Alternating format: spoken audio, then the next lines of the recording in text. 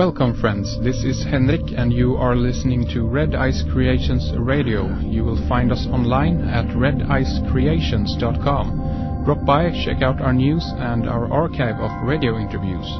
We also got a new Flash MP3 player with our 3 latest radio shows for everyone who wants to stream these programs. We also got a few tunes there that you can listen to while you surf the site, so look for the big old radio on the left-hand side of the site to access our new player. Today we have Alan Watt back with us for his monthly visit, and we are going to kick off this show speaking about the microchip, so stay tuned, important stuff coming up. Also thanks to William Henry for being with us last week, talking about his latest book Star Walkers and much more. So alright, now let's get this show going. Hello folks, we are just in between the Saturnalia festivities and the upcoming New Year celebration, and we're very glad to have Alan Watt with us on the line. And we are doing our 3rd show, I guess, together with Alan, and we're very honored to have him here again with us. And when we spoke last time, we just got into mentioning the introduction of the implantable microchip, and I'd love to kind of follow up on that today and basically just pick up on where we last left off. But of course, before we get to that, let me just welcome you back, Alan, to the program, and thank you for spending some time with us during these, holy day seasons here. Yeah, it's a pleasure to be here, yeah. Awesome. So, to continue our talk from last month, what would you say, Alan, is the clear sign that the shipping of the global populace, so to speak, is upcoming? Now we're actually seeing in the newspapers, I think, authorized columns or writings on this very topic. In fact, about a week ago, there was an article written in the Toronto Star, and I read it in one of my blurbs. It's up on my site. Mm-hmm. And they went through the step-by-step process of this inevitability of brain chipping the public and how it will be implemented, starting, of course, with prisoners, and then, of course, the welfare people, that's traditional, and then working their way up and up and up. And then that coincided with another blurb, which I read off a website in England, which is in the forefront of this whole idea, with Professor Warwick from England. Yeah. And he's the front man that's been chosen to push this stuff, because it's quite comical. He's pretending that he's on the cutting edge of technology with this implants in his arm, which interfaces with his neurons, his nervous system. And yet they were doing those experiments in England in the 1950s. So this is old stuff. Yeah. So his propaganda spiel is put out there to familiarize us with the idea and to make us think it's still rather harmless and primitive. Yeah. That's what he's doing, because they're so far ahead of that. In fact, the article in the Toronto Star talks about the fact that they could put a chip right into your brain, which will enable computers to interface with you. What's interesting, too, is Sweden has been on the cutting edge of that for the last 25 years. Yeah, so I've heard. And they were using prisoners. I don't know what they give them in return for this, but they were interfacing them with computers. And this was in the national newspapers as long ago as 15 years ago. Yeah. Amazing. It's old stuff, really. Yeah. And they have to get the whole population under total surveillance and ultimately under total control for what they describe at the top as world peace. Do you think we have, if we were to interpret the globalists, or what should we call them here, but their plans, do they have a deadline, you think? I am certain they'll have a deadline, because everything that they do,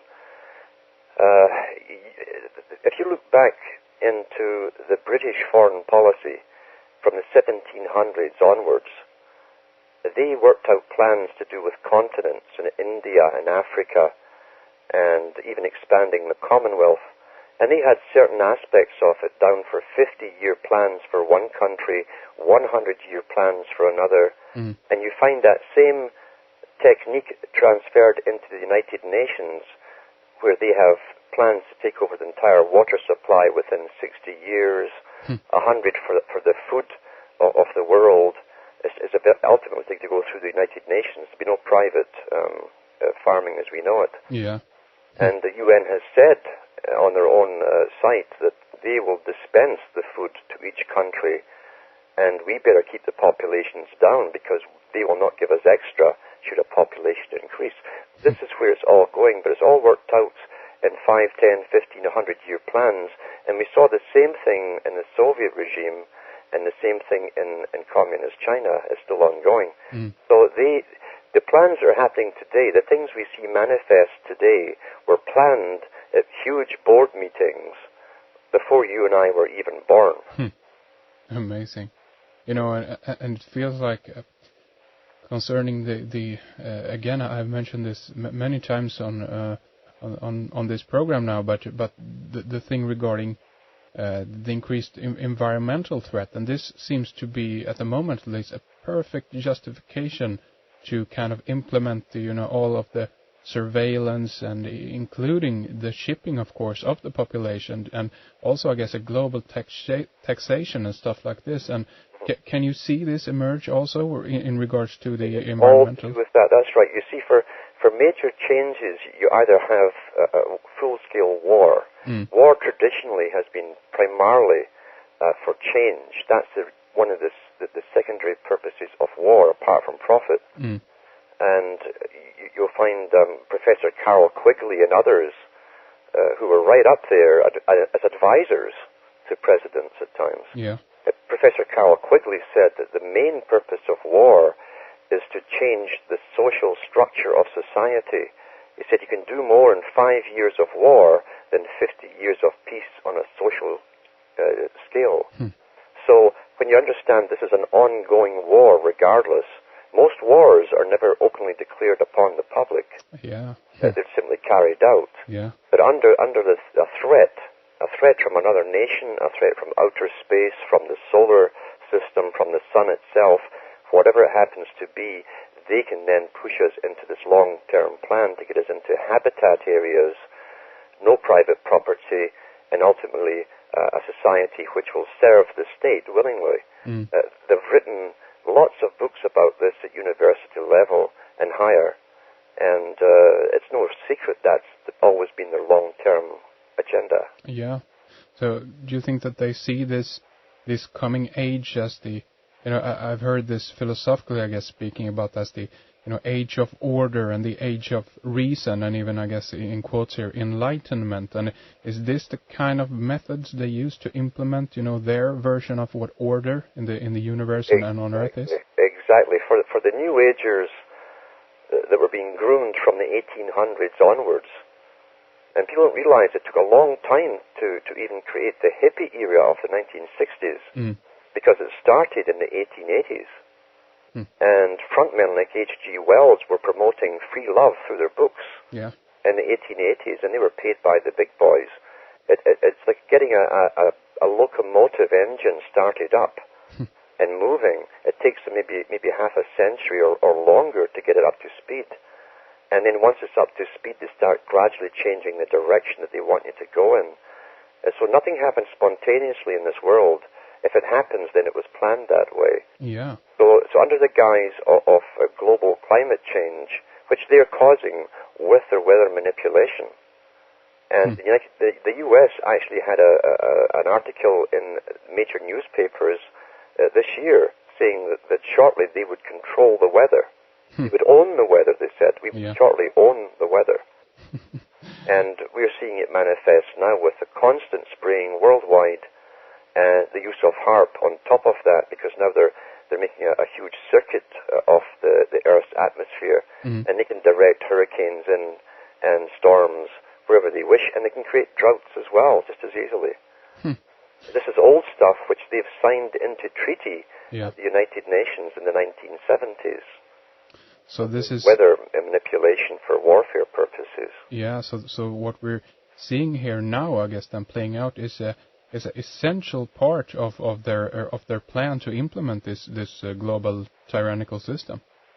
Yeah, they must convince the public worldwide that the public themselves are the cause of it. And then they come forth with their radical plans to save us all. Yeah, exactly. And of course that means stripping you of any kind of independence whatsoever in the area of food, clothing, heating, whatever, that keeps you independent. They want to be totally in charge of you. Yeah. Sure. I mean, I saw just today looking at a Swedish newspaper on the internet that, claim that you have to, turn down your heat basically in your houses if you and your kids are to survive, because everything will be in total ruin by 2000. I don't know what they said, 200 or something like that. But it also feels like they're not saying like it's going to be implemented by, let's say, 5 years down the road, but because if they did that, people would kind of, I guess, give up on it and say, well, it's too late. Now they give this date like it's something that will affect your grandchildren or grandchildren's children or something like that. So people are still in fear mode, but still feel powerless to kind of react in a coherent way to this threat. Yeah, primarily because we never are presented with all the facts. In fact, we get very little in the way of facts. Yeah. But when you watch, and you've watched for years, a lot of the main players, you see the real men with power, and Professor Carl Quigley mentions this. Those with power are never elected by the public, so they're not responsible to the public. Like the Henry Kissingers and the advisors. Maurice Strong is a very big one. He's been working for the Rockefeller Foundation and the United Nations all his life. And when you watch where they move this man and what his job is, you will get a glimpse of the plan 20 years before you'll see it implemented. In the 1980s, he was pulled off of the United Nations for the World Bank for a period of 2 years. And strangely enough, they put him in charge of Ontario Hydro, which is electrical power for the whole of Ontario, Canada. And while he was there, he set up the process of privatization. And this is standard, too. They get the public to build up the public works, and then they sell it to peanuts to each other. This is standard. I've watched this my whole life in different European countries. Yeah. But Maurice Strong also, in the late 80s, was advocating special relief funds and taxation to big corporations to put in massive diesel generators with no explanation given, except that in the future there would not be the public power supply as they have come to know it. So he knew that back in the 1980s. He was working on that. Yeah. And by the way, what's your take on nuclear energy? Is that something you think we need, or do you think that this is one of the most, is there something else behind nuclear energy? What, or do you think there's something to it at all? Because it seems to be a very, destructive force to kind of get energy, basically. It's destructive. However, I think that they also have plans to use that for space travel. If they're not doing it already, which they probably are. Yeah. And that may have been the real reason for it, in fact. Because they have so many higher sciences that we get glimpses of. Yeah. But we're never given access to create much cheaper energy. But again, you see, when we stop thinking that the governments are there to serve us, and we look from the other side, the other point of view, from the governments, the real world government, it's already here. Yeah. From its point of view, when they're after total control, they're not going to give you anything that's free, that enables you to be even freer from them.